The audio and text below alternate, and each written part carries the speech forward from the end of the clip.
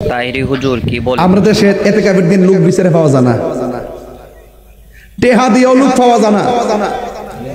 আজ থেকে কয়েক বছর আগে বলছিলাম, চাচা আপনার তো দুই ছেলে বিদেশ থাকে, ঘরের খাওয়ানোর সংখ্যা কম, আপনি একটু এতেকাফটা করেন না।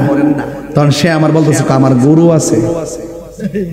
তার বলে গরু আছে, সকালবেলা বলে দুধ বেচছে বলে বাজার করুন লাগে, তার গরু আছে, এই জন্য উনি যাইতো না। আমি বললাম যে হ চাচা, কথা তো ঠিকই আছে, গরুটা রাখবো কেন আপনি গেলে, দুধ বেচা বাজারটা করবো কেন আপনি গেলে, হ ঠিকই আছে।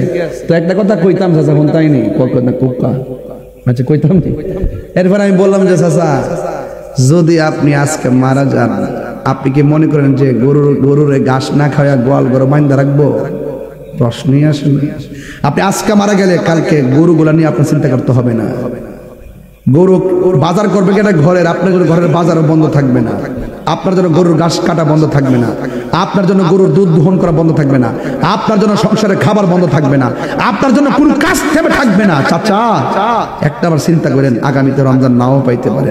রাসূল বলছেন, যারা রমজানের শেষ 10 দিন ইতিকাফ করবে, তার আমল নামায় 2টা হজ আর 2টা উমরার সওয়াব দেওয়া হবে।